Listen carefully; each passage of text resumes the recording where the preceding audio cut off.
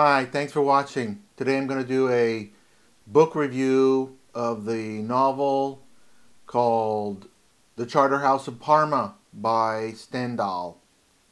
Now, Stendhal was a contemporary of Balzac. Balzac and Stendhal were both Frenchmen, but Balzac lived in France and Stendhal spent most of his career in Italy.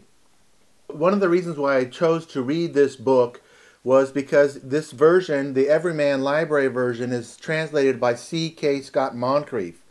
And he is known for his translation of Proust, which I celebrate. So I just thought C.K. Scott Moncrief has great taste. He spent a good part of his life translating, and I'm sure he was very selective in what he translated, and he has good taste, so I want to know what he did.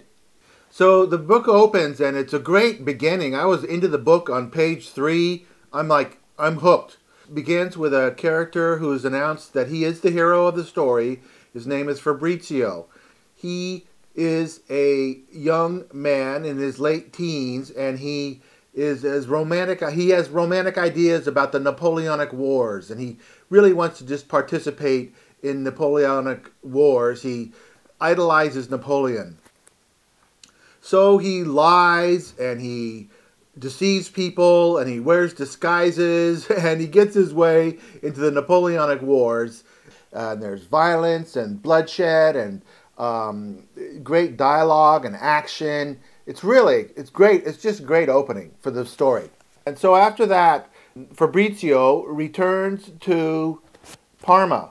Parma is a city in the center of kind of central northern Italy.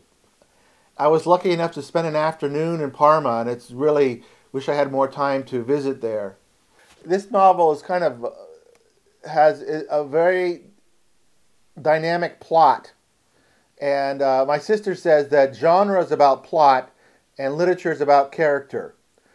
This book is kind of both. The one thing I noticed about Stendhal's writing is he has a way of cutting where he has the narrator describing something, maybe a scene, and then all at once he'll switch to another character and what they're thinking, and then he switches back, and he's always switching. So he always kept me like following. I'm like a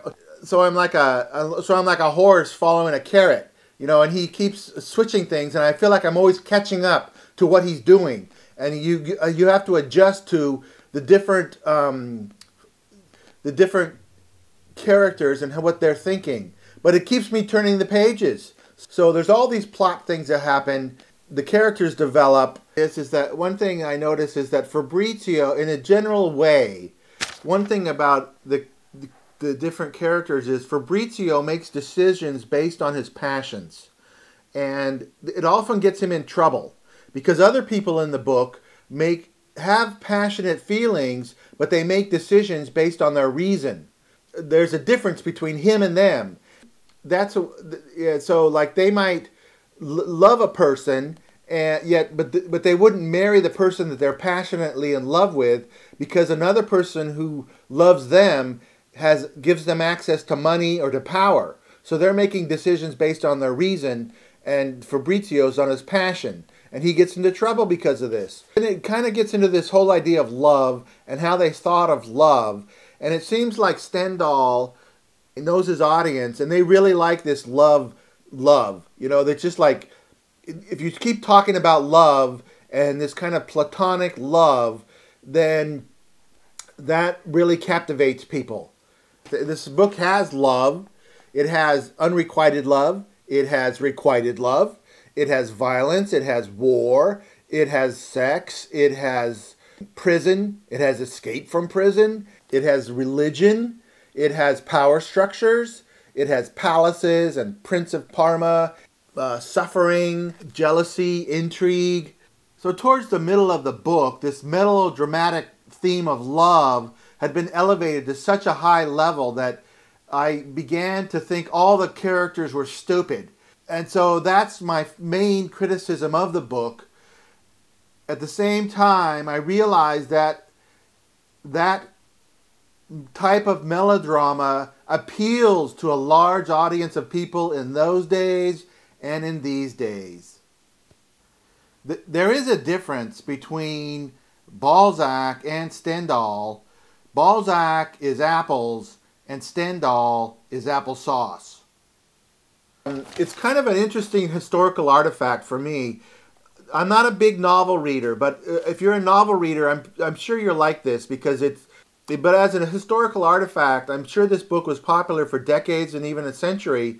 And so I'm interested in what people in the past considered high literature, and this was certainly one of those books. And that's why Scott Moncrief translated it.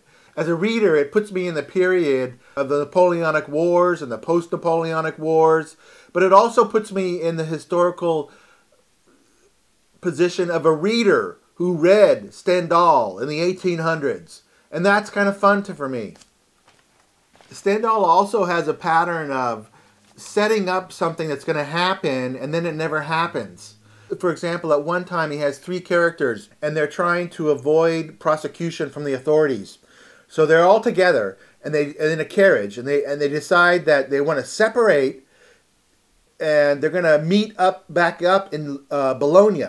So they have this big plan of how they're going to separate and all these things they're going to do, and then they're going to meet up in Bologna later on.